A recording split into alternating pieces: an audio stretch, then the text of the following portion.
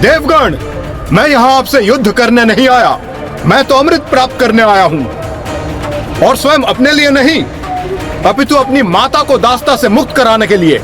इसलिए मेरे मार्ग में बाधा मत बनिए, क्योंकि जो भी माँ की सेवा में बाधा उत्पन्न करेगा उसे उसका भयंकर परिणाम का सामना करना होगा। तो क्या इसके परिणाम स्वरूप महान योद्धा गरुड़ देव और शक्तिशाली देवताओं के मध्य युद्ध भी हुआ? नहीं पुत्र, श्री हरि नारायण तो उनकी क्षमता से अत्यंत प्रभावित हुए और वो वहाँ प्रकट होकर गरुड़ देव को अपने वाहन बनने का प्रस्ताव दिया। प्रणाम प्रभु, मुझे अपना वाहन बनने का प्रस्ताव देने के लिए आपको कोटि कोटि धन्यवाद श्री हरि नारायण। मुझे तो इस दायित्व को निभाने में अत्यंत हर्ष का अनुभव होगा, किंतु अभी मुझे अपनी माता को मुक्त कराना है, जिन्होंने मेरे जन्म के लिए सहस्त्र वर्ष प्रतीक्षा की है। उन्हें उनकी दास्ता से मुक्त कराने हेतु मैंने माँ कद्रू को अमृत देने का वचन दिया है। जब आप स्वयं प्रभु श्री हरि नारायण के वाहन बनने वाले हैं, तो हमारा आपसे युद्ध करना व्यर्थ है। इसलिए माता कद्रू तक अमृत पहुंचाने में हम आपके सहायक बनेंगे।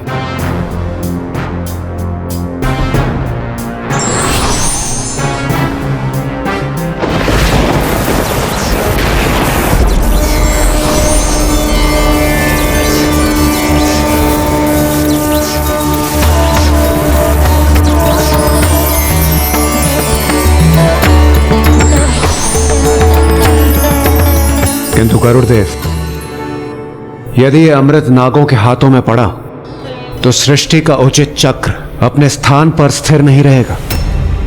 आप अपने वचन अनुसार जैसे ही देवी कद्रू को अमृत प्रदान करेंगे और वो देवी विंता को मुक्त कर देंगी, मैं उसी समय उनसे पुनः अमृत प्राप्त कर लूंगा। और इस कार्य को पूर्ण करने के लिए मुझे अपने साथ चलने की अनुमति आपको देनी होगी। किंतु क्या ये नागों के साथ अन्याय नहीं होगा? अमृत पाने के तो वो भी अधिकारी हैं। नागों को इससे वंचित रखकर उन्हें छलना क्या अनुचित नहीं होगा श्री हरि नारायण? यदि आप ऐसा समझते हैं तो ये आपकी सहृदयता है, किंतु नागों को अमृत न देने का एक कारण है, क्योंकि उनमें अत्यधिक विष का वास होता है। इसलिए उन पर विश्वास करना कठिन है कि अमृत प्राप्त करने के पश्चात वो सृष्टि को किस प्रकार आतंकित करेंगे। कदाचित उनके प्रभाव से न केवल मनुष्य जाति अपितु अन्य जीवों का भी विनाश होगा। सृष्टि में असंतुलन उत्पन्न हो जाएगा। इसलिए नाग अमृत पान करने के योग्य नहीं है। इसलिए संसार को व्यर्थ के संकटों से सुरक्षित रखने हेतु हम ऐसा करने के लिए बाध्य हैं। फिर तो आपका कहना उचित है श्री हरि नारायण एवं इंद्रदेव।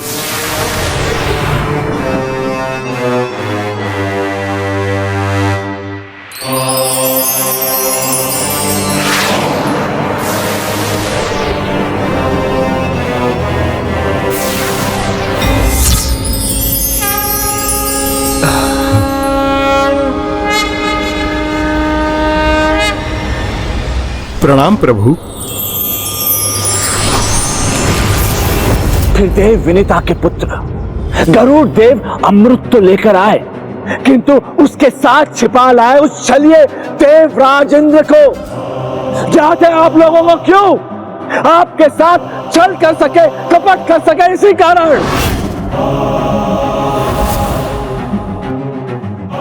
अब ये पूर्ण रूप से हमारे प्रभाव में आ रहे हैं। सफल हो रही हमारी योजना। शीघ्र अति शीघ्र ही अब हम इन समस्त नागों को माया के वशीभूत कर जड़ कर देंगे, ताकि ये नाग दुर्गमासुर के अनुष्ठान में एक कवच का कार्य कर सके। और फिर गरुड़ देव नागलोक पहुंचे और नाग माता देवी कद्रू के समक्ष अमृत कलश प्रस्तुत किया और सदैव के लिए अपनी माता को उनके दास्ता से मुक्त करा दिया। आज से तुम हम नागों की दास्ता से मुक्त हो। पुत्र,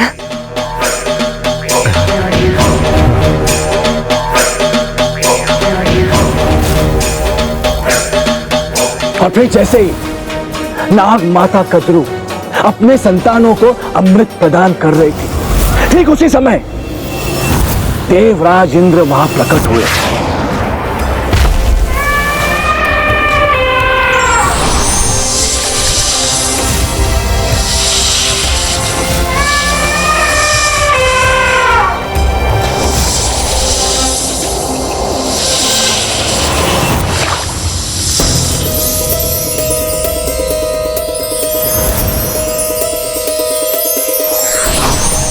इन छलकी हुई बूंदों का जितना लाभ उठा सकते हो उठा लो। अमृत की बूंदों को पीने के लिए जब नाग संघर्ष करने लगे तो खड़क के समान तीक्ष्ण धार से युक्त उन घासों के कारण ही उनकी जिह्वा 2 भागों में विभक्त हो गई। इसीलिए नाग देवराज इंद्र और अन्य देवताओं को अपने 2 भागों में विभक्त जिह्वा के लिए दोषी मानते हैं। और मुझे ज्ञात है वो दुष्ट मायासुर नागों की उसी सुप्त घृणा को जागृत करने का प्रयास करेगा। और जब किसी के मन में द्वेष की ऐसी भावना जागृत होती है तब उसका हृदय, उसकी बुद्धि दोनों विषाक्त हो जाती है। और अमृत के उन कुछ बूंदों से दुर्वा धूप तो पवित्र हो गई, किंतु आप सभी को अमृत प्राप्त नहीं हुआ। यदि कुछ प्राप्त हुआ तो वो था मात्र आपके जिह्वा का विभक्त होना। अपनी मात्र भक्ति का कितना अनुचित फल प्राप्त हुआ आपको, आपकी विभक्त जिह्वा। अमृत मंथन में आपके परिश्रम का क्या फल प्राप्त हुआ आपको, आपका विषैला शरीर। और इन सब के लिए उत्तरदायी कौन है, वो दुष्ट देवता।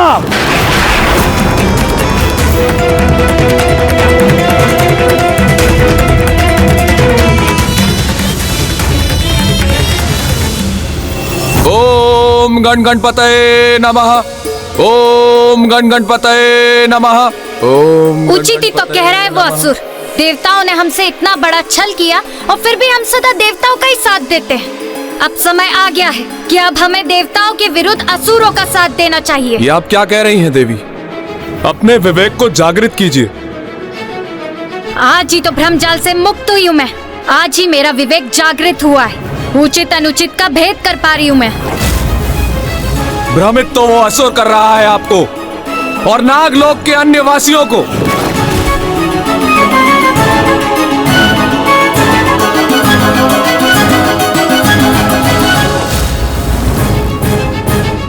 भ्रमित कर रहा है ये असुर हम सबको। इसका कथन सत्यता से रिक्त है। हमारे इतिहास को अपने लाभ के लिए तोड़ मरोड़ कर बोल रहा है ये। सागर मंथन के समय हमें अमृत नहीं विष दिया गया था, क्योंकि नागों के पास अन्य जीवों की तरह भूख प्यास मिटाने के लिए हाथ पैर नहीं होते। इसलिए हम स्वयं को विष से सुरक्षित रखते हैं। और छल नाग माता के साथ नहीं, अपितु उनके द्वारा विंता माता के साथ हुआ था। महादेव ने मात्र एक आभूषण समझकर नहीं, अपितु सम्मान देने के लिए हमें कंठ पर स्थान दिया है। श्री हरि नारायण ने हीन समझकर नहीं, अपितु इस योग्य समझकर अपनी शैया बनाया है। इतना बड़ा सम्मान दिया है हम नागों को उन्होंने। इतना बड़ा सम्मान दिया है हम नागों को उन्होंने।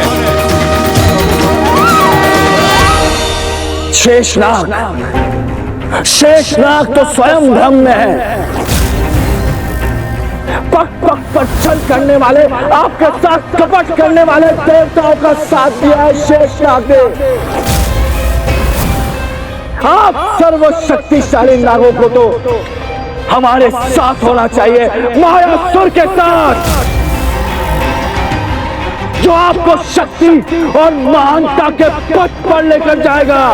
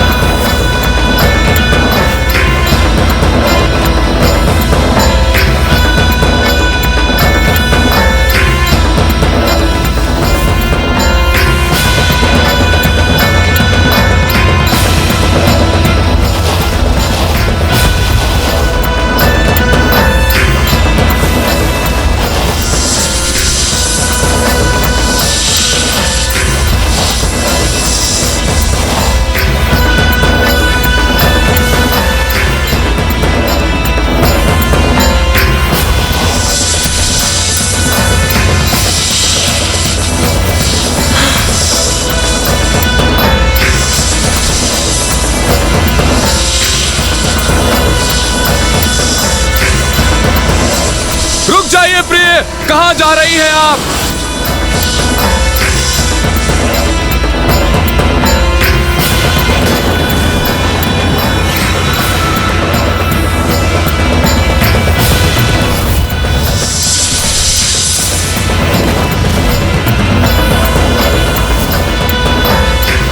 प्रिय, रुक जाओ प्रिय, रुक जाओ, रुक जाओ प्रिय।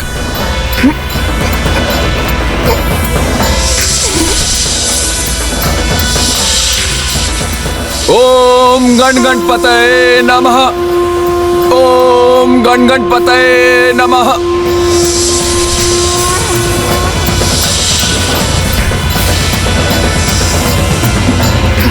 रुक जाओ प्रिय, ऐसा अनर्थ मत करो।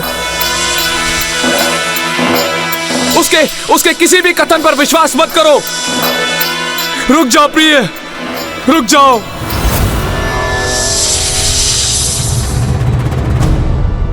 मुझे वचन दीजिए स्वामी, यदि कोई संकट प्रस्तुत हुआ भी तो आप मुझसे पूर्व हमारी संतान की रक्षा करेंगे, भले ही मैं स्वयं आपके विरुद्ध ही क्यों ना जाऊं। मैं वचन देता हूं, यदि ऐसा कुछ हुआ तो मैं सर्वप्रथम अपनी संतान की रक्षा का उपाय करूंगा।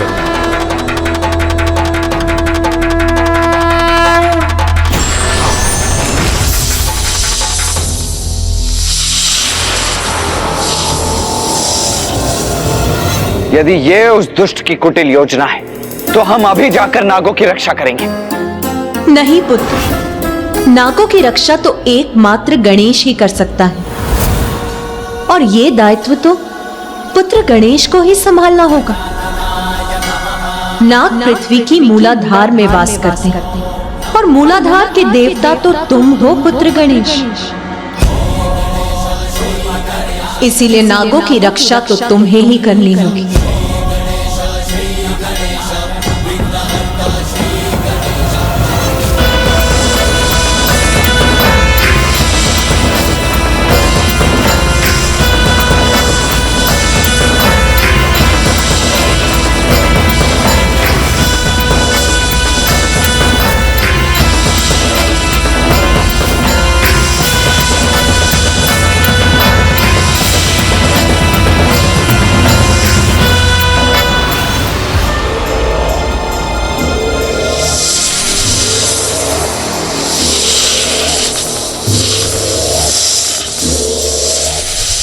अब हमसे नागों की रक्षा कोई भी नहीं कर पाएगा, कोई भी नहीं। जाओ और जाकर मिट्टी को अपना आहार बनाओ और इस गुफा में बिछकर जड़ हो जाओ। अब हम तुम सभी नागों को हमारी अर्थात मायासुर की गुफा में लेकर जाएंगे, जहां तुम सब मात्र और मात्र हमारी इच्छा अनुसार ही कार्य करोगे।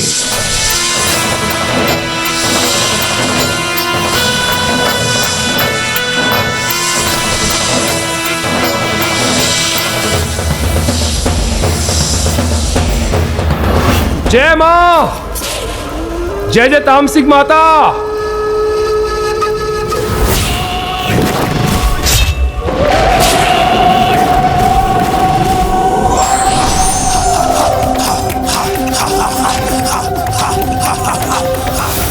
निन्यानवे लाख 99 सहस्त्र 94।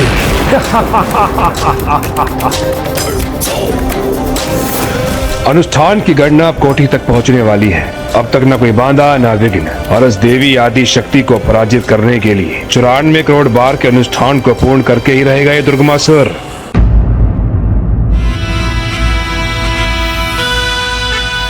पुत्र गणेश, जैसा कि तुम्हें भली भांति ज्ञात, प्रत्येक जीव कुंडलिनी की शक्ति होती है, जो उसकी रीढ़ के आधार पर स्थित होती है, जहां मूलाधार चक्र भी स्थित। सुप्त कुंडलिनी शक्ति मूलाधार चक्र में मिट्टी खाकर पड़े सुप्त जड़ सर्प के समान स्थित रहती है।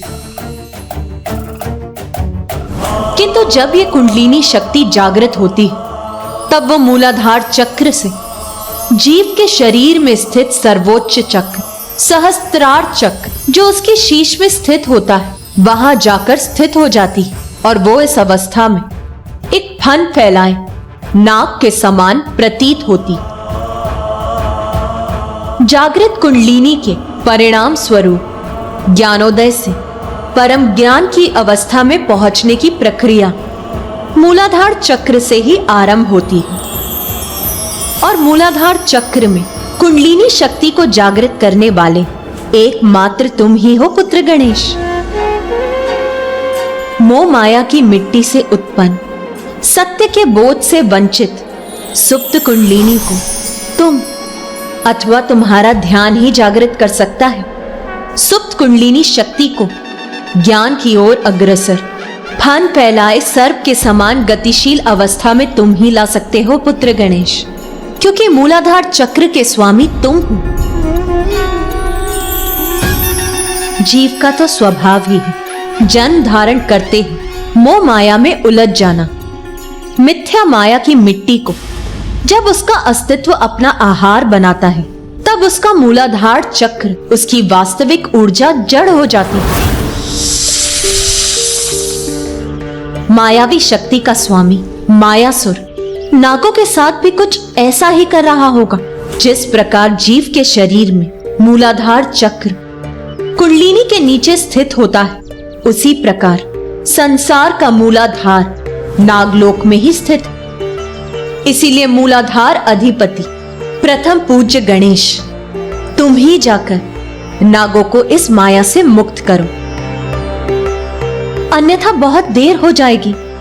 क्योंकि यदि दुर्गमासुर नागों को अपना कवच बनाकर स्वयं को सुरक्षित रखकर अपना अनुष्ठान पूर्ण करने में सफल हो गया तो फिर उसे युद्ध में पराजित करना बहुत कठिन होगा पुत्र।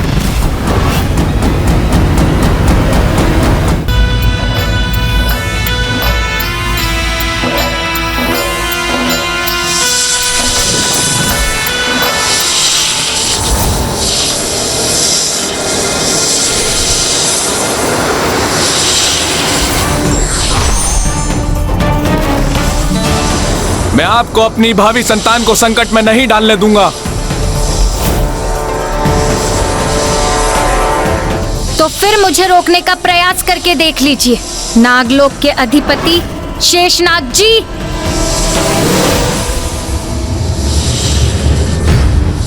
नागलोक के राजा शेषनाग जी अब तक हमारी माया से वशीभूत नहीं हुए, किंतु हम भी देखते हैं कि कब तक शेषनाग अपने आप को हमारे माया के प्रभाव से बचा सकता है।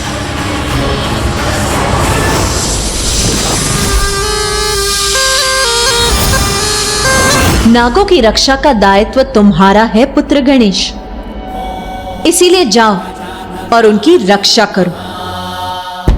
मायासुर को अवश्य रोकूंगा मैं माँ। नागों को मायासुर के जाल से मुक्त कराऊंगा मैं, फिर चाहे उसके लिए मुझे कुछ भी क्यों ना करना पड़े।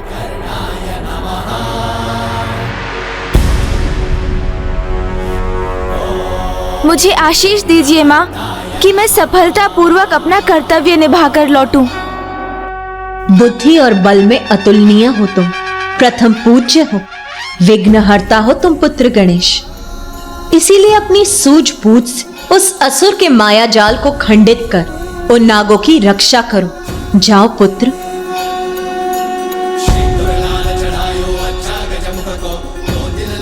विजय भव पुत्र।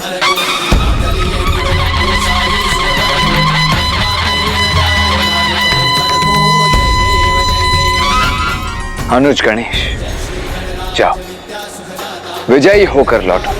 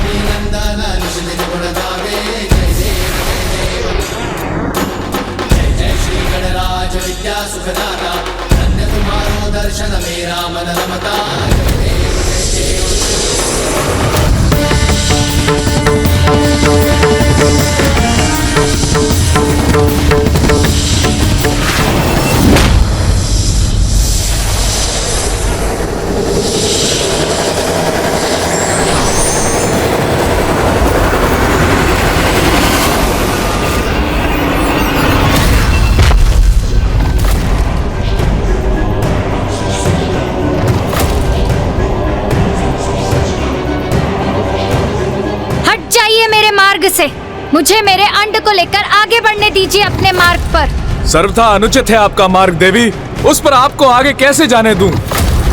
मेरे रहते ये कदापि संभव नहीं। तो फिर मेरा सामना करने के लिए तैयार हो जाइए। मेरे मार्ग की बाला बनेंगे आप, इसका बहुत भयंकर परिणाम होगा। फिर आप स्थल पर स्थित हो अथवा आकाश में।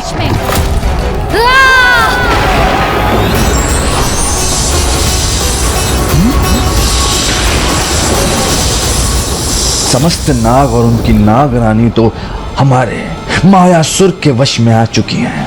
अब मात्र एक बार उस शेष नाग को भी हम अपने वश में कर लें, उसके पश्चात सफल हो जाएगा दुर्गमासुर का अनुष्ठान और पराजित होगी वो आदि देवी शक्ति भी।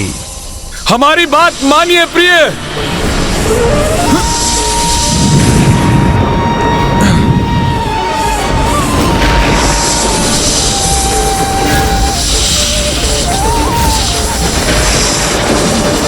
अब गणेश संसार के समक्ष अपना वो अवतार लेकर प्रकट होगा जो सज्जनों के लिए दया का सागर और दुर्जन पापियों के लिए अत्यंत कठोर और विकराल होगा। एक नवीन अवतार, एक नवीन रूप धारण करेगा गणेश। हट जाइए मेरे मार्ग से शेषनाग।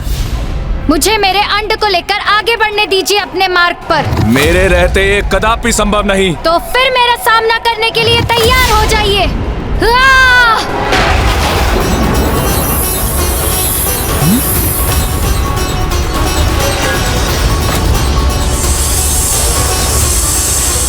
हमारी बात मानिए प्रिय।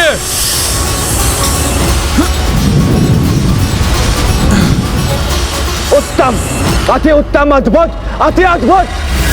कितना आनंददायी दृश्य है ये।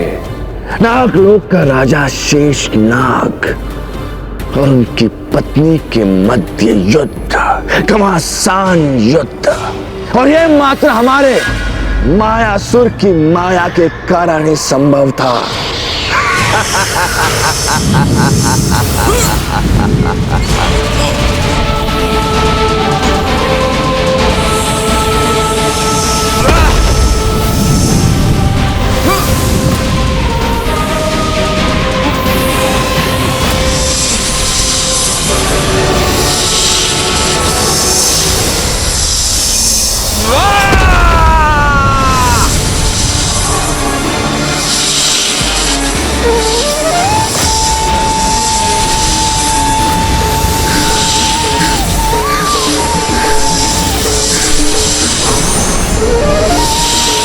प्रतीत होता है मेरी फुफकार से अपना नियंत्रण खोकर उन नुकीली शिलाओं से युक्त पर्वत की ओर फिकी चली जा रही है देवी नागलक्ष्मी।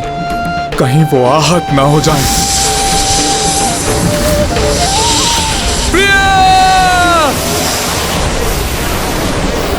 मुझे नागों की सहायता के लिए शीघ्र वहां पहुंचना चाहिए।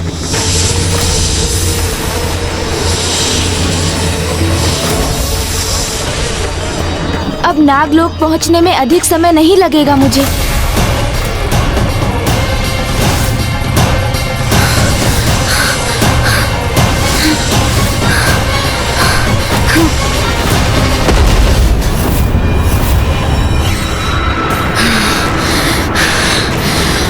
देवी नागलक्ष्मी स्वयं को नियंत्रित करने में सफल हो गई, अन्यथा वो अनर्थ हो जाता जिसके लिए मैं स्वयं को कभी क्षमा नहीं कर पाता।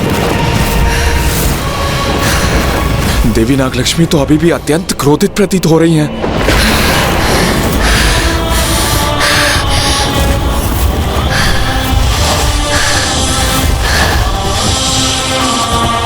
प्रिय, मुझसे युद्ध करने की इच्छा को नहीं, अपितु पुनः अपने विवेक को जागृत कर लौटिए यहाँ।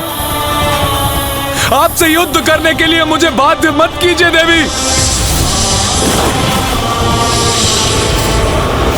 मूषक जी, हमारा गंतव्य स्थान नागलोक तो पृथ्वी के मूलाधार अर्थात उसके महातल में स्थित है, जो क्रमशः अतल लोक, वितल लोक, सुतल लोक और फिर अंततः तलातल लोक को पार करने के उपरांत स्थित है।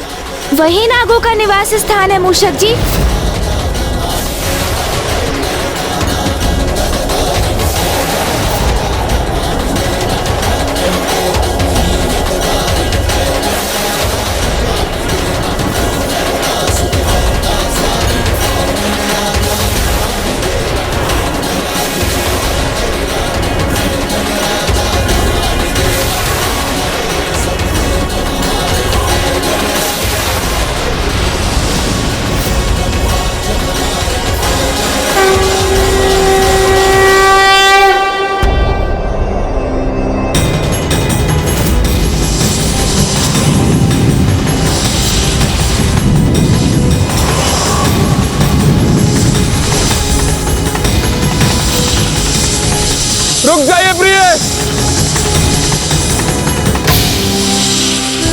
कैसी उलझन है ये। मैं देवी नागलक्ष्मी को विजयी नहीं होने दे सकता, क्योंकि यदि ऐसा हुआ तो वो स्वयं भी उस असुर के माया जाल में उलझी रहेंगी और हमारी संतान का भी वही परिणाम होगा।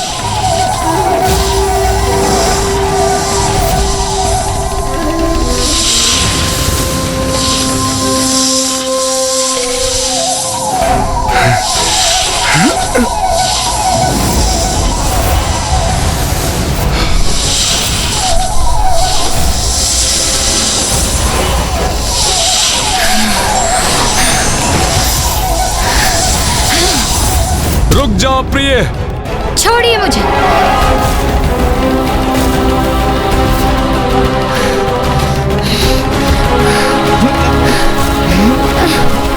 छोड़िए मुझे, मुक्त कीजिए। प्रिय, अपने विवेक को जागृत कीजिए, जागृत कीजिए अपने विवेक को। छोड़िए मुझे। मुक्त होइए आप उसके माया जाल से। प्रिय, लौट आइए, पुनः मेरे पास आ जाइए।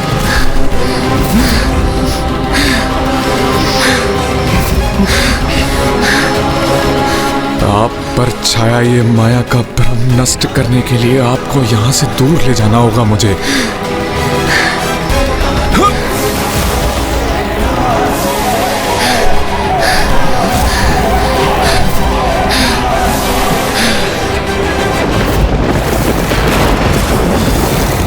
नागलोक के राजा शेष नाग हमसे चतुराई करने का प्रयास कर रहे हैं। अपनी पत्नी को मायासुर के माया के प्रभाव के क्षेत्र से दूर लेकर जाना चाहते हैं। हाँ,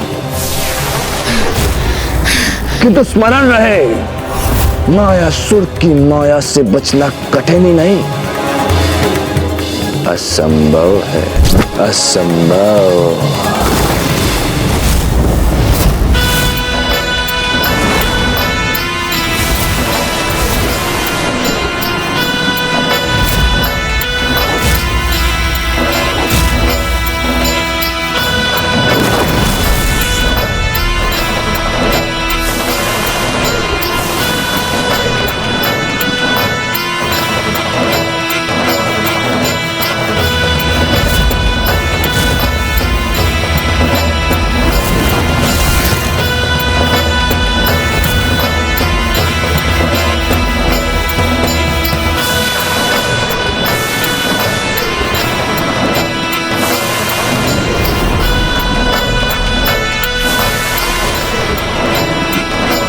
उस दुष्ट ने तो अपनी माया के प्रभाव में वृद्धि कर दी, अब मुझ पर भी उसका प्रभाव हो रहा है।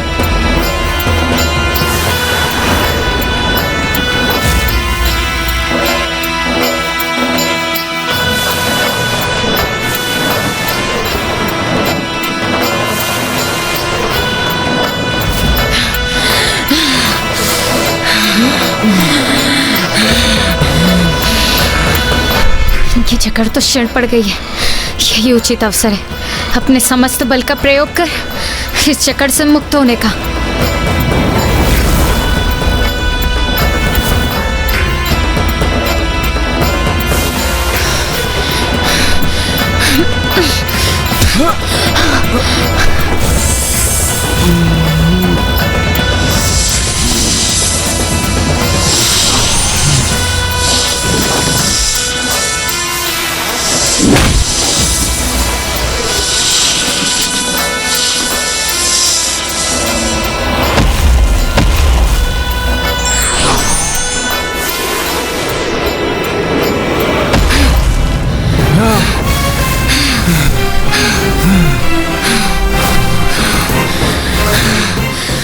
प्रभु के मंत्र के उच्चारण में ही मेरी रक्षा निहित है।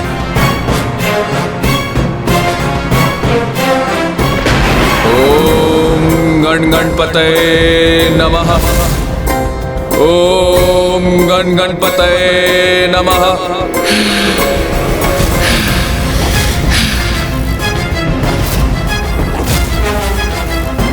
नहीं, हमारी भावी संतान संकट में है, मुझे शीघ्र कुछ करना होगा। अब और नहीं रुकूंगी मैं, अपने प्रहार से आपका आहत कर आगे बढ़ूंगी मैं। कैसी विडंबना है ये। वहां जिस अंड में मेरी भावी संतान का जीवन पनप रहा है वो संकट में है, और इधर मेरी पत्नी की बुद्धि पर माया की छाया है। मैं करूं तो करूं क्या करूं? हे मूलाधार के स्वामी, प्रथम पूज्य गणेश जी, अब आप ही मेरी सहायता कर सकते हैं।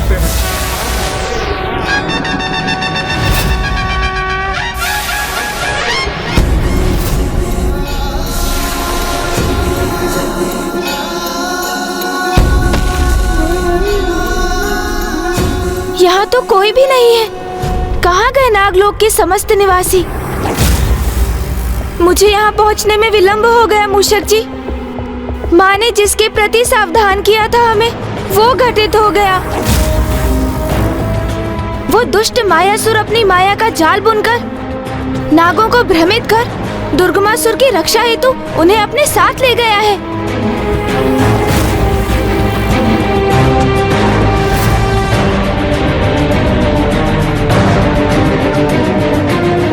हमें उन्हें शीघ्र ढूंढकर शेषनाग जी के साथ देवी नागलक्ष्मी की अंड की रक्षा भी करनी है।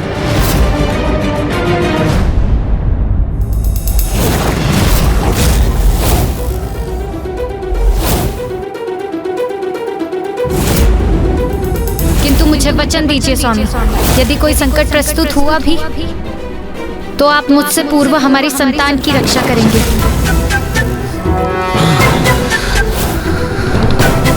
देवी नागलक्ष्मी की भी यही इच्छा थी कि मैं सर्वप्रथम अपनी भावी संतान की रक्षा करूं, अर्थात सर्वप्रथम मुझे हमारे इस अंड की रक्षा के लिए तत्पर होना चाहिए।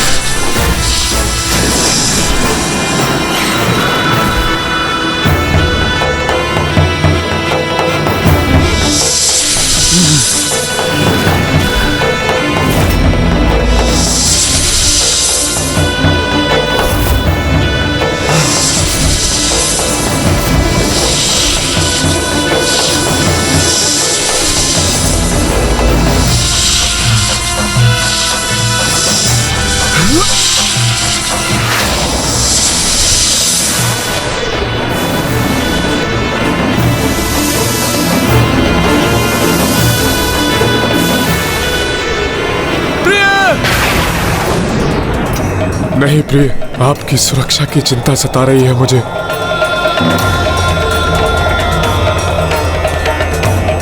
सर्वप्रथम मेरी अपनी संतान की रक्षा सुनिश्चित करना अनिवार्य है, फिर मैं आपको यहां से सुरक्षित ले जाने के लिए भी लौटूंगा।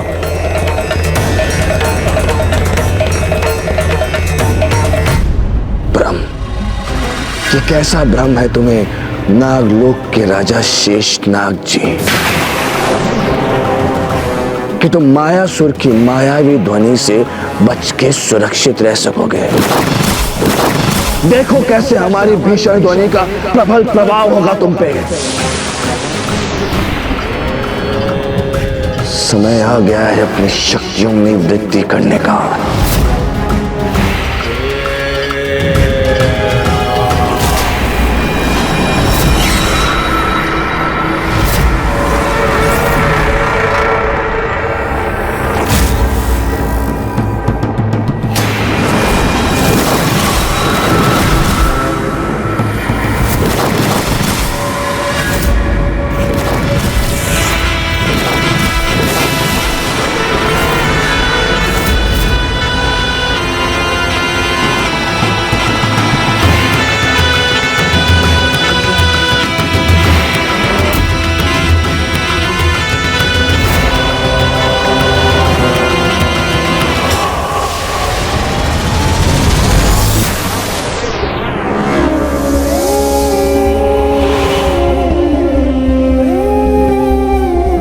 कैसा अनर्थ हो गया ये। सभी नाग प्रभावित हो गए इस दुष्ट की माया से।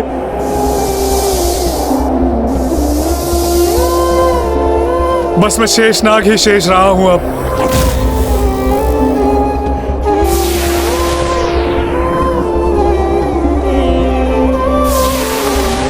अब तो आप ही हमारा संकट दूर कर सकते हैं प्रभु।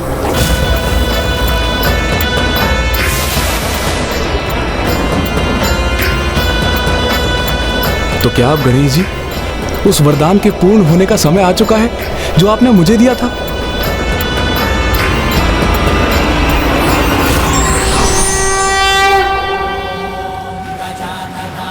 प्रणाम प्रथम पूज्य गणेश जी। प्रणाम शेषनाग जी। प्रभु, आप तेजस्वी हैं, बुद्धि और चतुराई में श्रेष्ठतम हैं आप।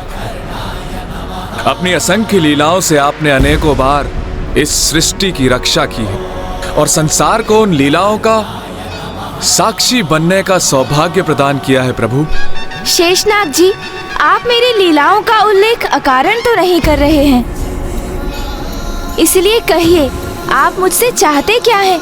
मैं आपके समान तेजस्वी पुत्र चाहता हूँ गणेश जी।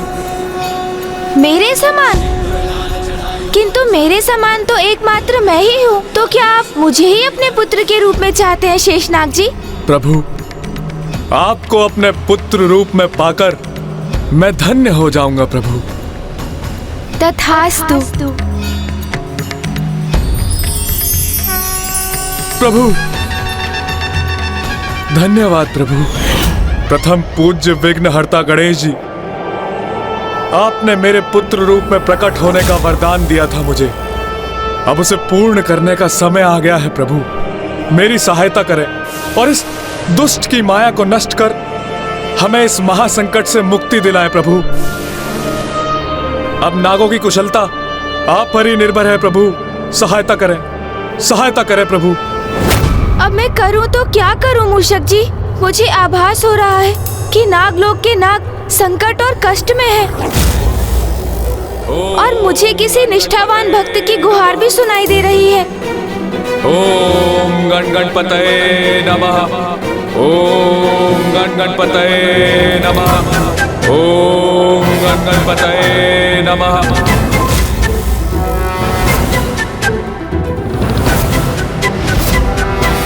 हृदय की पुकार तो सदा उचित दिशा निर्देश देती है हमें, इसलिए हमें सदैव उस पर ध्यान देना चाहिए और उसके ही अनुसार कर्म करने चाहिए। इस समय मेरे हृदय में शेषनाग जी के स्वर में मेरा आवाहन मंत्र गूंज रहा है, अर्थात वही मुझसे सहायता करने की प्रार्थना और गुहार कर रहे हैं। ओम गण गणपतये नमः। ओम गण गणपतये नमः। शीघ्रता कीजिए मूषक जी, चलिए। ओम गण गणपतये नमः। ओम गण गणपतये नमः। ओम गण गणपतये नमः। ओम गण गणपतये नमः।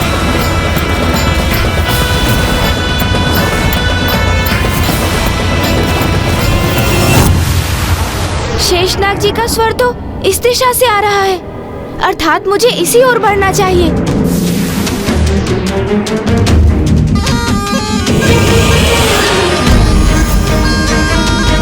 ओम गण गणपतये नमः। ओम गण गणपतये नमः। ओम गण गणपतये नमः। ओम गण गणपतये नमः। ओम गण गणपतये नमः।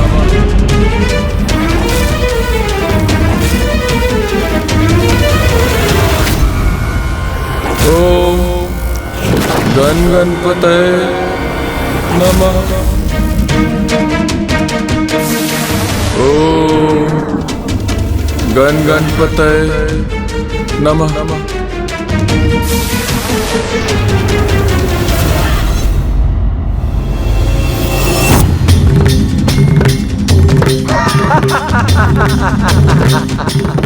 कहा था ना हमने शेषनाग कि हमारी माया से तुम्हारी रक्षा कोई नहीं कर पाएगा, कोई भी नहीं।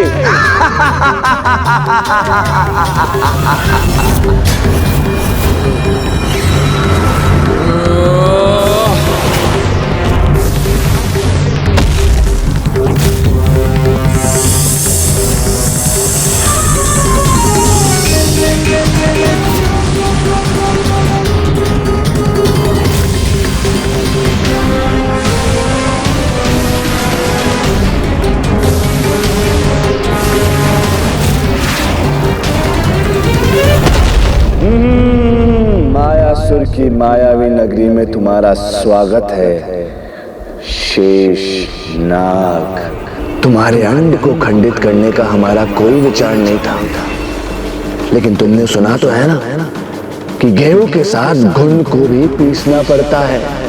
तुम्हारे भूमि पे गिरते ही तुम्हारा अंड भी भूमि पे गिरा और खंडित हो गया, अर्थात तुमने उसे सदैव के लिए खो दिया।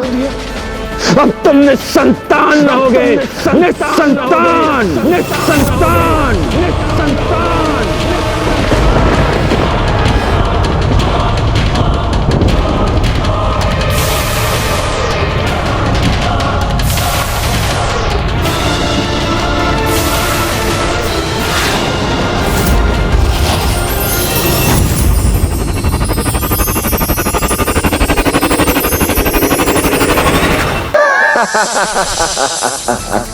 तुम्हारे अंड ने खंडित होकर मिट्टी का स्वाद ले ही लिया, और अब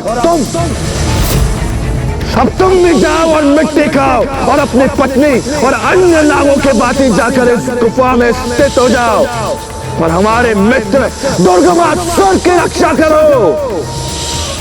जाओ। नागलोक के राजा शेष नाग हमारे वशीभूत हो गए, मायासुर के माया के प्रभाव में आ गए।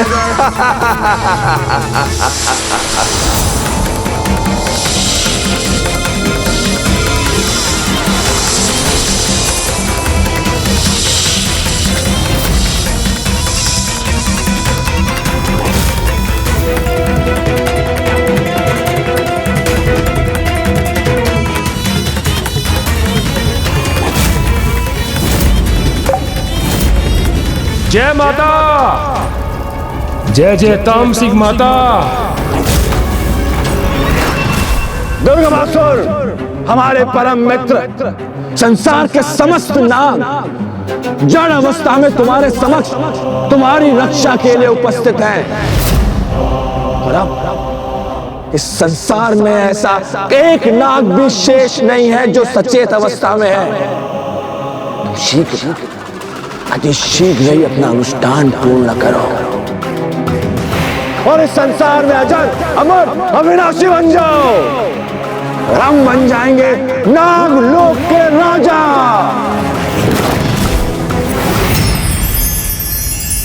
प्रथम पूज्य विघ्नहर्ता गणेश जी, आपने मेरे पुत्र रूप में प्रकट होने का वरदान दिया था मुझे। अब उसे पूर्ण करने का समय आ गया है। प्रभु मेरी सहायता करें। नागों की रक्षा के लिए एकमात्र पुत्र गणेश ही कर सकता है, क्योंकि मूलाधार चक्र के स्वामी तुम हो। इसीलिए नागों की रक्षा का दायित्व तुम्हारा है पुत्र गणेश। इसीलिए नागों की रक्षा का दायित्व तुम्हारा है पुत्र गणेश।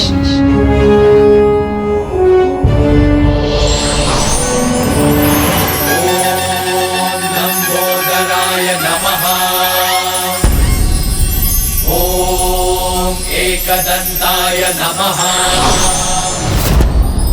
ओम बुद्धिदाताय नमः। ओम सिद्धिदाताय नमः।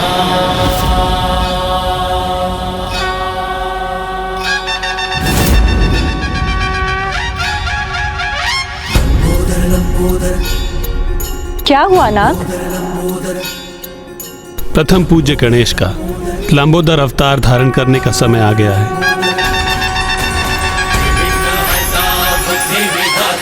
जय जय गजानन हे सिद्धिदाता लंबोदर लंबोदर।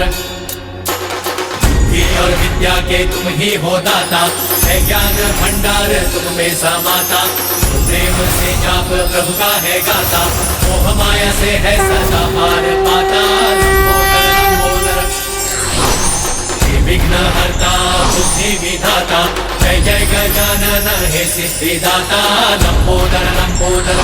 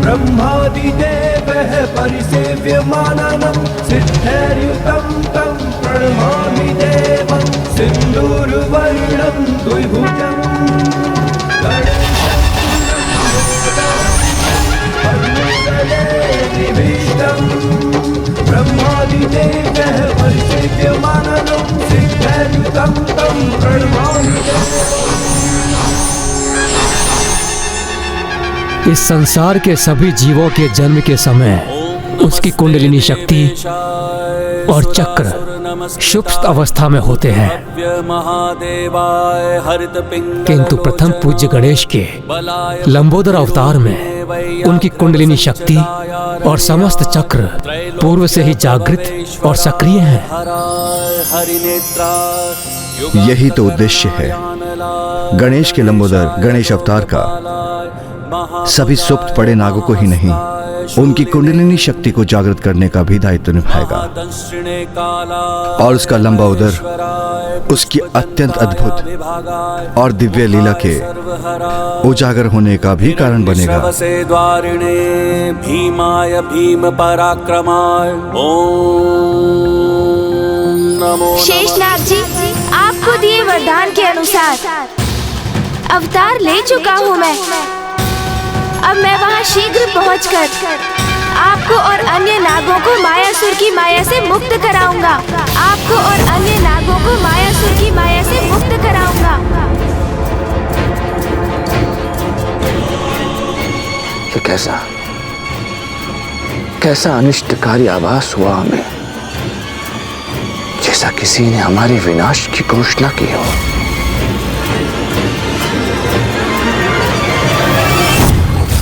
मायासुर ने तो अपनी असीम माया से अपने पिता ब्रह्मदेव को भी प्रभावित कर लिया था। उसकी माया को पराजित करने के लिए मुझे प्रस्थान करने से पूर्व प्रभु श्री महागणपति जी का अभिनंदन कर उनका आशीष प्राप्त करना चाहिए। वही मुझे इस कठिन कार्य में सफलता प्रदान करवाने में सहायक बनेंगे।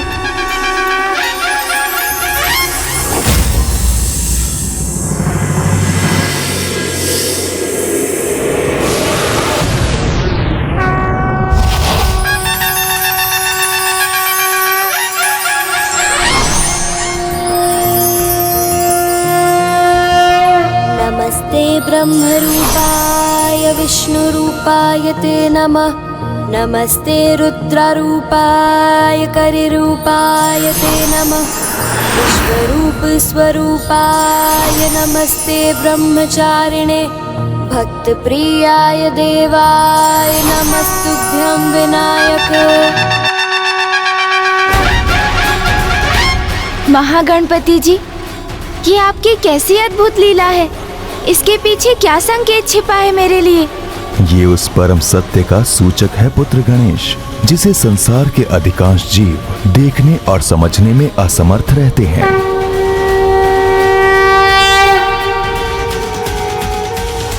ब्रह्मांड के कण कण में मेरा ही वास है और सभी में मेरा अंश व्याप्त है। इसलिए संसार में सजीव और निर्जीव जो भी हैं, वो मैं ही तो हूँ। संसार का कोई भी अस्तित्व मुझसे भिन्न नहीं, सभी मुझसे संपूर्ण होते हैं, क्योंकि मैं ही सर्वथा संपूर्ण हूँ, परम ब्रह्म ईश्वर हूँ।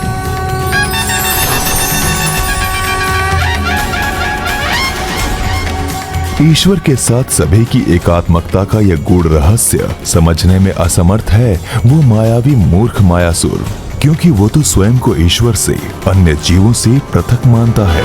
इसलिए उन्हें कष्ट पहुंचाने के लिए उन पर अपनी तुच्छ माया का प्रयोग कर उन्हें अकारण कष्ट देने का पाप करता है। उस अहंकारी को ज्ञात ही नहीं कि उसकी माया से भी सर्वोच्च एक माया है, गणेश माया, जिसका प्रयोग कर तुम उसकी तुच्छ माया को परास्त करो पुत्र। गणेश माया प्रभु? हाँ पुत्र, सांसारिक माया मुझसे ही उत्पन्न होती है। उसी माया से प्रभावित हो संसार के प्राणी निज स्वार्थ एवं सांसारिक सुख समृद्धि प्राप्त करने के लोभ में आकर उचित पद से भ्रमित हो जाते हैं, भूल जाते हैं कि उनकी आत्मा स्वयं मेरी अर्थात परमात्मा की ही तो अंश है, मेरी ही स्वरूप है। किंतु जब वो मेरी भक्ति करते हैं तो मेरी ही शक्ति से माया भ्रम मिट जाता है। उनमें पुनः मुझसे एकात्मकता का भाव जागृत होता है और उन्हें भान होता है कि वो स्वयं सतचित आनंद आत्मा है। तुम मेरे अवतार हो गणेश, इसलिए माया उत्पन्न करने की शक्ति तो तुम में भी है। गणेश माया के धनी हो तुम, जिस गणेश माया से तुमने नारायण का शंख धारण कर लिया था, और जगत के पालनहार नारायण, जिनसे संसार का कोई क्रियाकलाप छुपा नहीं, उन्हें उसका आभास भी नहीं हुआ। और इस अवतार में तो तुम्हारी कुंडलिनी शक्ति पूर्व से ही जागृत है, इसलिए तुम्हारे भीतर गणेश माया का समावेश भी आरंभ से ही है। तुम्हें तो बस उसका प्रयोग मात्र करना है।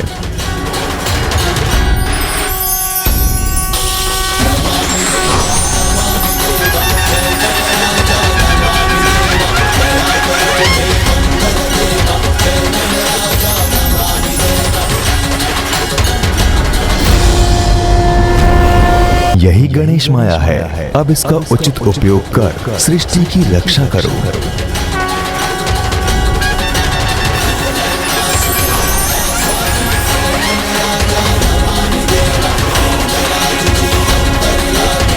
प्रणाम महागणपति जी।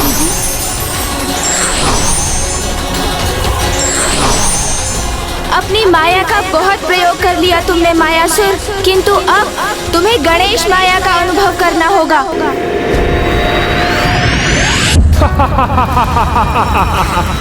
1 करोड़।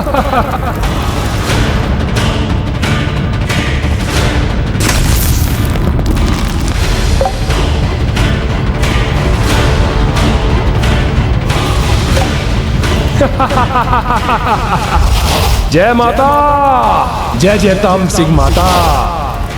मेरे अनुष्ठान का लाभ हो रहा है मुझे। वृद्धि हो रही है मेरी शक्ति में। अब कोई नहीं रोक सकता मुझे। जय जय माता, जय जय तामसिक माता।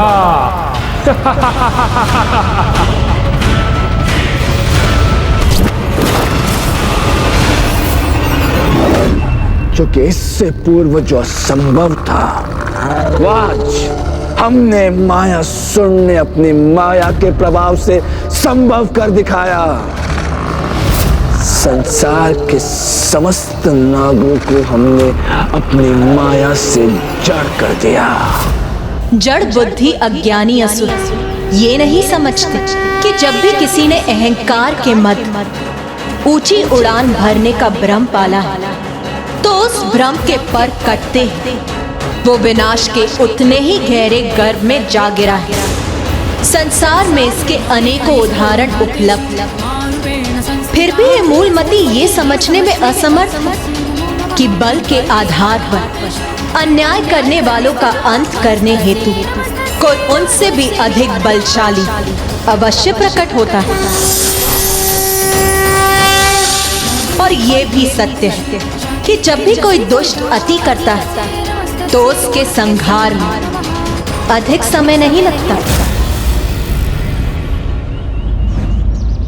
अर्थात अब अनुज गणेश अपने लंबोदर अवतार में शीघ्र ही धर्म और न्याय की शक्ति बन दुष्टता का विनाश करने वाला है।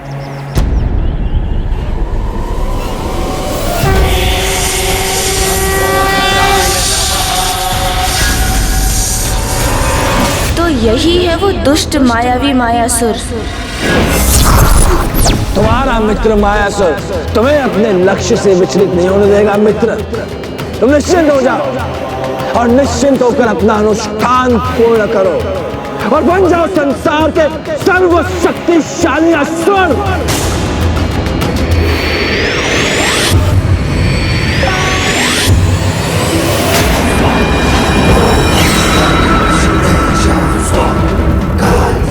अभी तो 2 ही भुजाएं थी मेरी, किंतु अब इन चतुर्भुजाओं के साथ मेरे अनुष्ठान की गति और दुगनी हो जाएगी। जय माता, जय जय तामसिक माता। 1 करोड़ दो।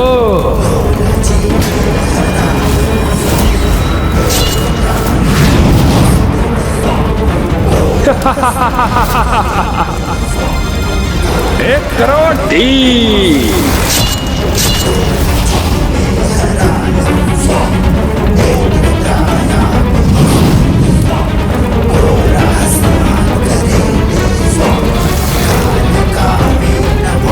एक करोड़ 6।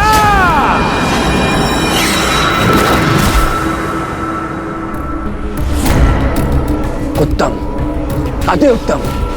मित्र, इसी प्रकार अपना अनुष्ठान करते रहो। तुम्हारा ये मित्र तुम्हारे अनुष्ठान में कोई बाधा नहीं आने देगा। हमने संसार के समस्त नागों को जड़ अवस्था में यहाँ उपस्थित किया है। और तो और नागलोक के राजा शेष नाग भी यहाँ उपस्थित हैं। मित्र, अब इस संसार में कोई भी नाग शेष नहीं रहा। निश्चिंत हो जाओ और अपना अनुष्ठान शीघ्र, अति शीघ्र पूर्ण करो।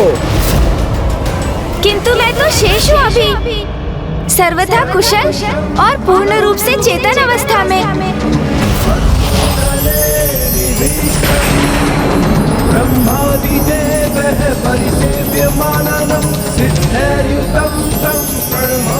ये किसका स्वर है?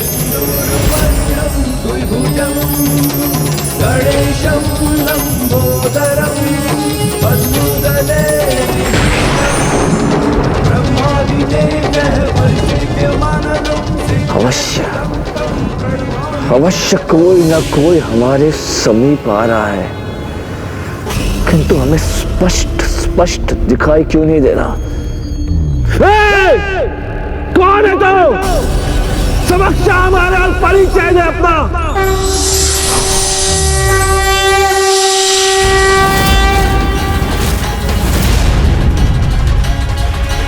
अरे, आपने मुझे नहीं पहचाना? मैं तो एक छोटा सा नाग हूँ। देखिए देखिए,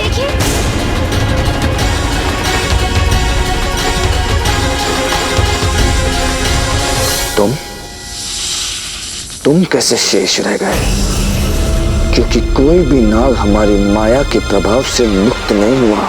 सबको जड़ कर दिया है हमने। अच्छा, सभी नागों को जड़ किया है आपने? हाँ।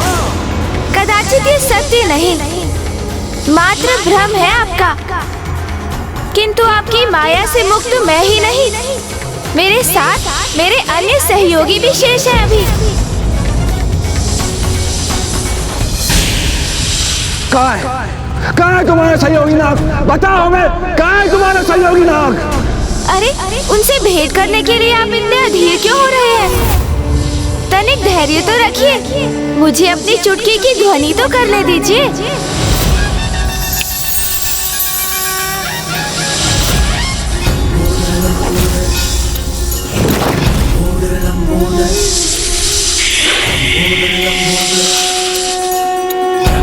सारा उदर में समायो, मायासुर की माया पर में मिटायो।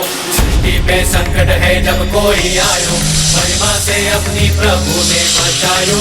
लंबोदर लंबोदर लंबोदर लंबोदर।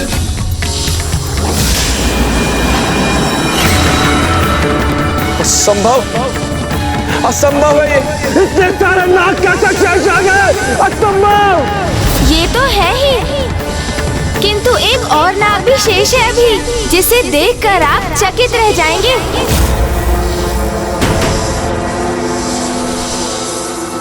हाँ, एक अत्यंत विशेष नाग शेष है भी। कौन है?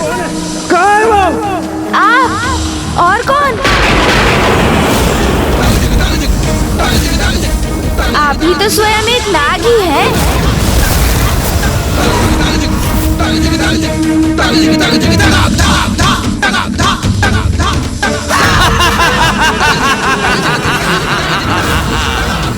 बस उपास कर रहा है हमारे साथ। हाँ, मायासुर के साथ। वह कहाँ से हम नाग प्रतीत हो रहे हैं? हम असुर हैं, असुर, मायावी असुर, अत्यंत ही शक्तिशाली और मायावी मायासुर। ध्यान से देखो हमें, ध्यान से, ऊपर से लेके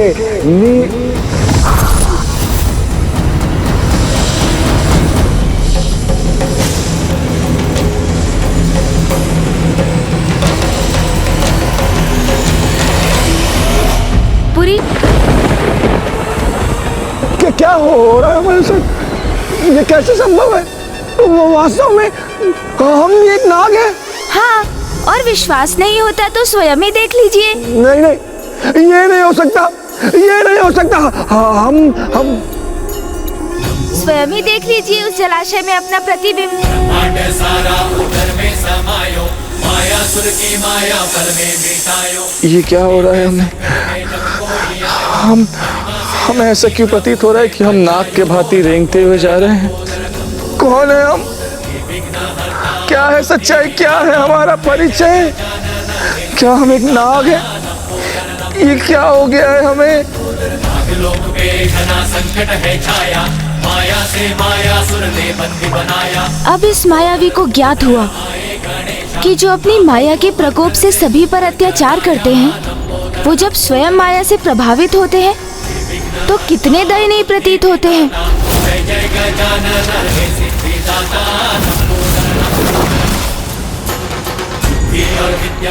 असंभव, असंभव। ये क्या? हम तो एक नाग के समान प्रतीत हो रहे हैं। हाँ, यही है आपका उचित परिचय। हाँ, सत्य है, यही सत्य है, यही वास्तविकता कि हम असुर नहीं हैं। हम एक नाग हैं, नाग, एक भयावह नाग है हम। जय माता, जय जय तामसिक माता।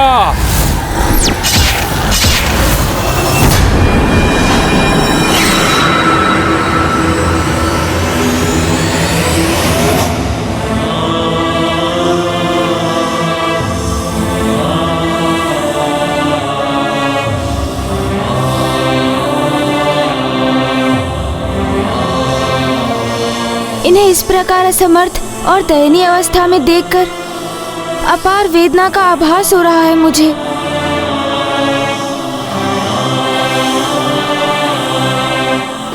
तुम्हारे अंड ने खंडित होकर मिट्टी का स्वाद ले ही लिया और अब तुम भी जाओ और मिट्टी खाओ और अपनी पत्नी और अन्य नागों के बाती जाकर इस गुफा में स्थित हो जाओ।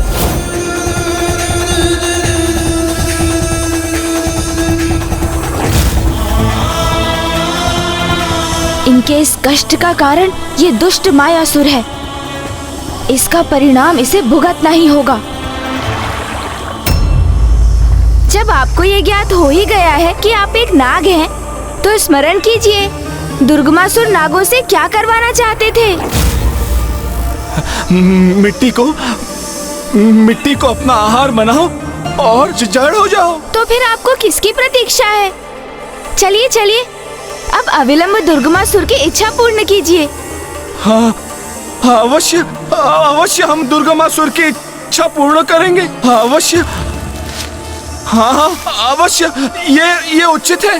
अब हम भी एक नाग के समान रेंगते हुए जा रहे हैं और कितने असंख्य नाग हैं यहाँ।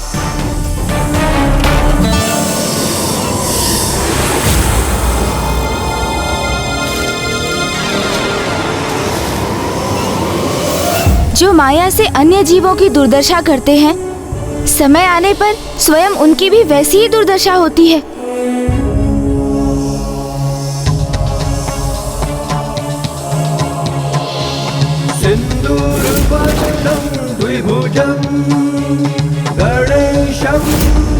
हम भी मिट्टी खा के जड़ हो जाएंगे। दुष्ट असुर, आपने अपनी माया का प्रयोग कर नागों को मिट्टी को अपना आहार बनाने पर विवश किया। इसलिए माया के प्रभाव से मैंने भी आपकी ये दुर्दशा कर दी। हम भी मिट्टी खा के जड़ हो जाएंगे। क्योंकि जो किसी अन्य को अपने हाथ विषपान कराते हैं, उन्हें इसका भी आभास अवश्य होना चाहिए कि उनके हाथों में उनके द्वारा वो धारण किया विष उनके भी प्राणों के लिए घातक सिद्ध हो सकता है। हम जड़ हो रहे हैं। हम भी एक नाग है। नाग।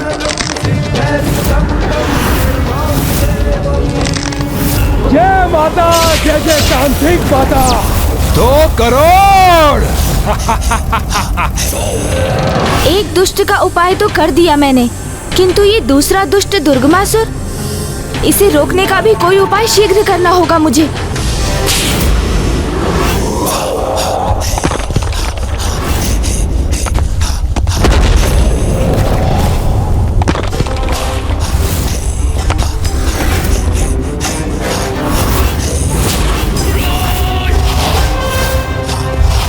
ये तो अभी आरंभ है।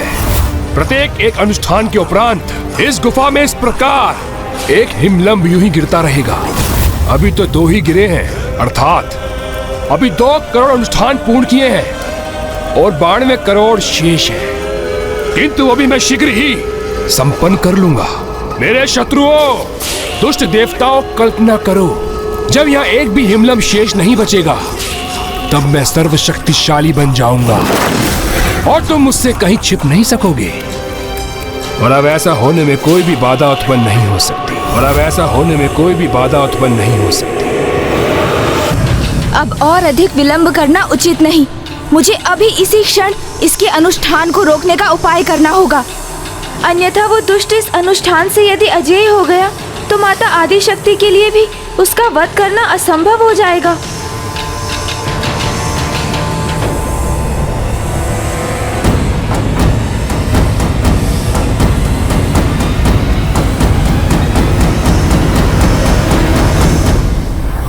इस दुष्ट दुर्गमासुर ने अपनी सुरक्षा हेतु नागों को इस प्रकार यहाँ बिछाया है कि उन्हें पार कर आगे बढ़ना असंभव है।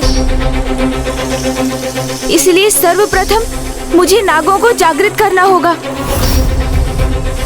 और जिसके लिए मुझे उनकी कुंडली शक्ति को गतिशील करना होगा। तभी उनके भीतर स्थित माया रूपी मिट्टी बाहर आ सकेगी और ये उसके प्रकोप से मुक्त हो सकेंगे।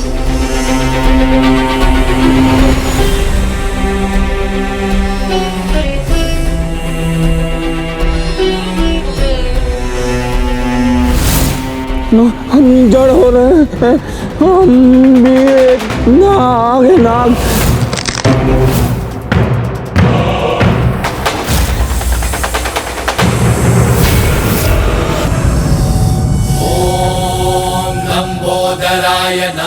अब अपनी ऊर्जा से मैं इनके मूलाधार चक्र को प्रभावित करूंगा। ओम गण गणपते नमः। ओम गण गणपते नमः। ओम सिद्धिदाताय नमः। इस मंत्र का उच्चारण इनके प्रथम चक्र अर्थात मूलाधार चक्र को क्रियान्वित करेगा और मूलाधार चक्र के जागृत होने से तो प्राणी भयमुक्त हो जाते हैं। उनकी प्राण शक्ति में सजगता और सकारात्मकता का संचार होता है। ओम गण गणपते नमः। ओम गण गणपते नमः। ओम गण गणपते नमः।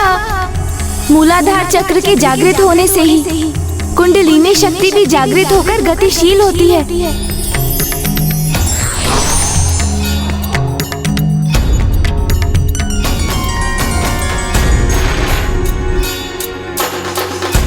अति उत्तम। अब ये जागृत होती कुंडलिनी शक्ति शनैः शनैः समस्त चक्रों को जागृत करेगी।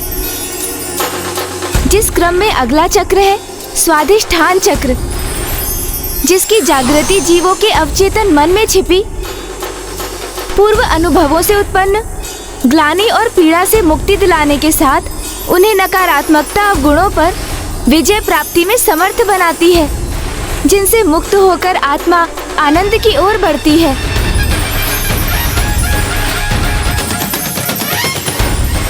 अगला चक्र है मणिपूरक चक्र। जब मणिपूरक चक्र जागृत होता है तो जीव किसी भी प्रकार की व्यर्थ लज्जा का अनुभव नहीं करता।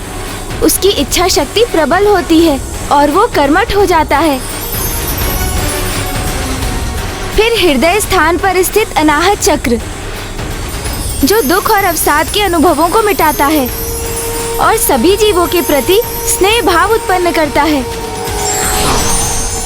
इसके पश्चात विशुद्ध चक्र, जो असत्य के भ्रम जाल को मिटाकर सत्य का बोध कराता है।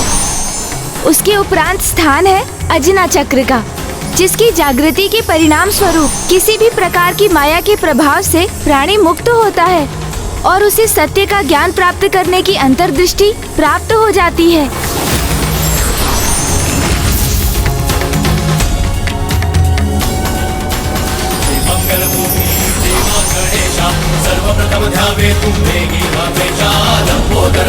अजना चक्र के जागृत होते ही ये समस्त माया भ्रम से मुक्त हो चुके हैं और अब जब इनके अन्य समस्त चक्र भी क्रियान्वित हो चुके हैं तो इनकी कुंडलिनी शक्ति पूर्ण रूप से जागृत होकर इनके अंतिम एवं सर्वोच्च चक्र सहस्त्रार को भी क्रियान्वित करेगी। ये चक्र जागृत होकर स्वयं के प्रति आसक्ति पर विजय दिलाता है और सर्वोच्च ऊर्जा अर्थात ईश्वर से सहयोग की संभावना उत्पन्न करता है।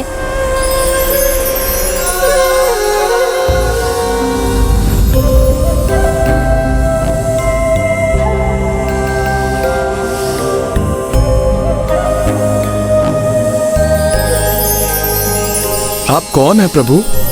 आपकी अपार दिव्य ऊर्जा मुझे मंत्रमुग्ध कर रही है। आपने मुझे नहीं पहचाना? पिताश्री, पिताश्री, पिताश्री, पिताश्री। मेरे पुत्र हो तुम? हाँ पिताश्री, मैं आपका पुत्र। मैं आपके समान तेजस्वी पुत्र चाहता हूँ गणेश जी। तथास्तु।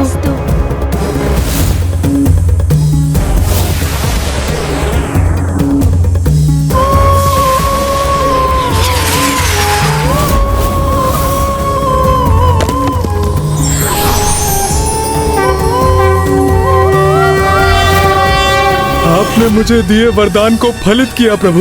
मेरे पुत्र रूप में जन्म लेकर आपने मुझे धन्य कर दिया प्रभु, आपने मुझे धन्य कर दिया।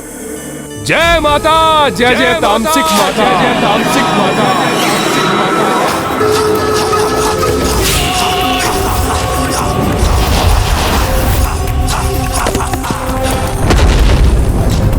अब और अधिक शक्तिशाली हो गया हूं मैं।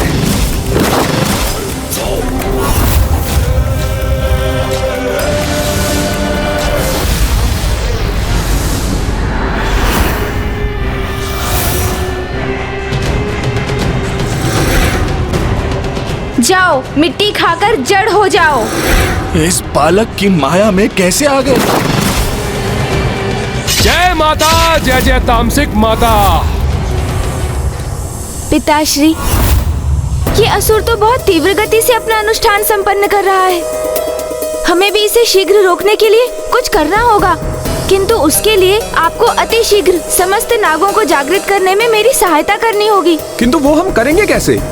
उसी सर्वोच्च मंत्र के प्रभाव से, जिसने आपको उस असुर की माया से मुक्त रखा था।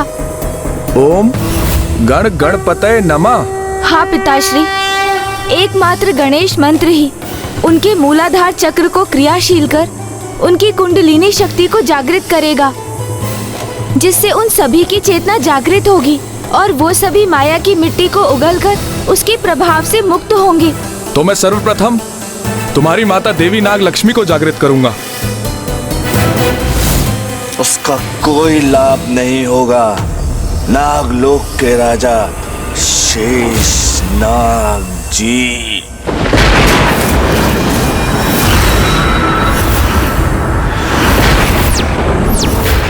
ओह, तो बहुत शीघ्र ही माया के प्रभाव से मुक्ति प्राप्त कर ली आपने। हाँ मायावी बालक, क्योंकि तुम्हारी तुच्छ माया ने हमारे शरीर के मात्र एक भाग को ही प्रभावित किया था। हमारे शरीर के दूसरे भाग तक पहुंचना असंभव है, असंभव। इस दुष्ट ने हम नागों के प्रति जो अपराध किया है, उसका दंड देने दो मुझे पुत्र। दंड तो ये अवश्य भुगतेंगे, किंतु आप उसकी चिंता मत कीजिए पिताश्री। शीघ्र नागों को पुनः जागृत कीजिए और दुर्गमासुर को रोकिए आप। इसका उपाय मुझ पर छोड़ दीजिए, अन्यथा ये नागों के साथ पुनः अपनी माया की कोई क्रीड़ा करेगा।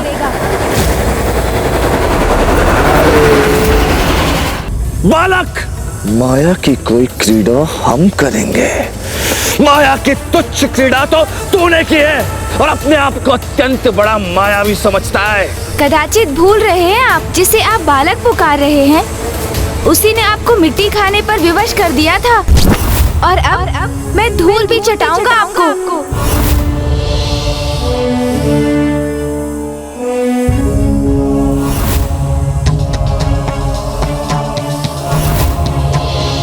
सिंदूरवर्णं द्विभुजं गणेशं लंबोदरं पद्मदले निविष्टं ब्रह्मादिदेवः परिसेव्यमानः। ओम गण गणपतये नमः।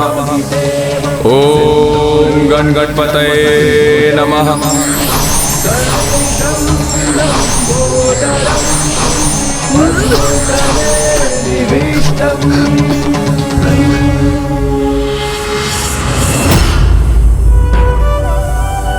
ये क्या हो गया था मुझे? मैंने अपने ही स्वामी और अजन्मे शिशु को आहत करने का प्रयास किया। स्वामी, हमारा अंड कहाँ है? वो सुरक्षित तो है ना? जिस माया से आपने नागों के साथ अत्याचार किया, अब मैं उसी माया का प्रयोग कर आपको उचित सीख दूंगा।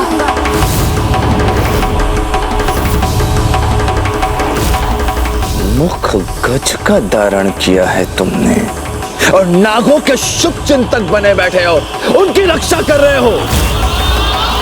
ये कैसी माया है तुम्हारी बालक? वही माया दुष्ट असुर जो आपकी आसुरी समझ के परे है। गज हो अथवा कोई नाग, सभी परम ब्रह्म के अंश हैं। इसलिए मूल रूप से सभी एक ही हैं। और स्वयं में परिपूर्ण है। बस बस मायावी बालक, बस। प्रतीत होता है कि इतने विशाल उदर में व्यर्थ के संवाद से भरे ज्ञान के उद्देश्य भरे हुए हैं। इसी कारण अनर्गल प्रलाप किए जा रहे हो। समय तो आने दीजिए, ये भी ज्ञात हो जाएगा आपको कि इस उदर में क्या क्या भरा है।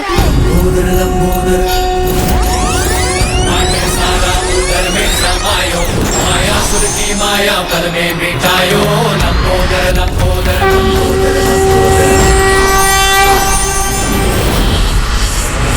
अब मात्र देख हम कैसे अपने माया के प्रभाव से तुझे अपना दास बनाएंगे। दास!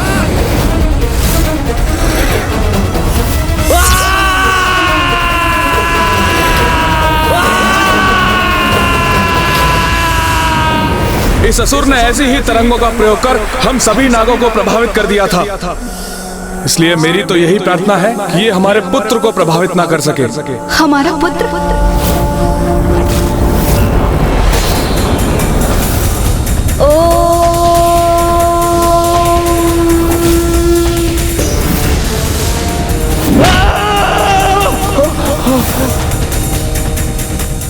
हमारा पुत्र इस दुष्ट असुर से निपटने में सर्वथा सक्षम है, इसलिए हमें अन्य नागों को जागृत करने का प्रयास करना चाहिए। तुम कोई साधारण बालक, अभी तो साधारण नाग नहीं, प्रतीत होता है कि तुम्हें उन दुष्ट देवताओं ने भेजा है। किंतु हमें चिंता करने की कोई आवश्यकता नहीं। ये तो आरंभ है, मात्र आरंभ। अब तक हमने अपने वास्तविक शक्तियों का प्रयोग किया ही नहीं। अब देख हमारे वास्तविक शक्तियों का क्या प्रभाव होता है तुम पर। इनकी वास्तविक शक्ति से क्या अर्थ है इनका?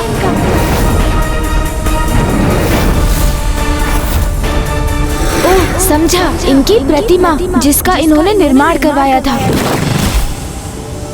मैंने भी सर्वोच्च मंत्र का पूर्ण उच्चारण कहाँ किया है अभी, इसलिए कीजिए अपनी संपूर्ण शक्ति का प्रयोग।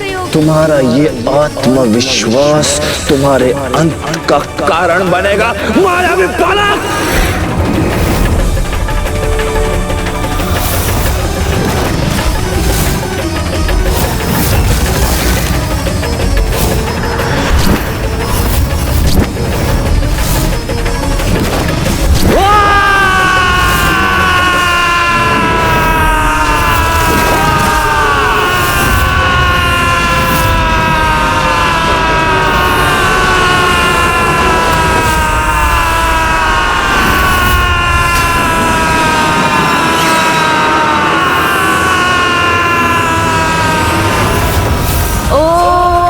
गणपते नमः। ओम गणपते नमः। ओम गणपते नमः। ओम गणपते नमः। ओम गणपते नमः। ओम गणपते नमः। ओम गणपते नमः। ओम गणपते। ये क्या, हमारी मायावी तरंगे हमारे लिए सही नहीं हो रही है। ओम गणपतये नमः। ओम गणपतये नमः। ओम गणपतये नमः। ओम गणपतये नमः। ओम गणपते नमः। ओम गणपते नमः।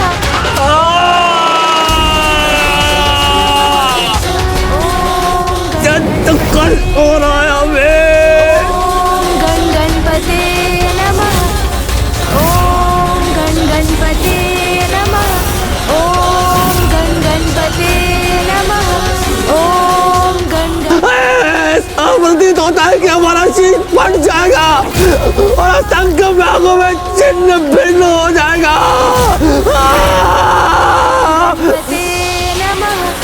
ओम गणपते नमः। ओम गणपते नमः। ओम गणपते नमः। ओम असंभव, असंभव है ये, असंभव। हमारी प्रतिमा में हमारी मायावी शक्तियों का संग्रह था, उसे भी खंडित कर दिया तुमने। अभी तो उस प्रतिमा का अंत ही देखा है आपने, शीघ्र आप स्वयं अपना अंत भी देखने के लिए विवश होंगे।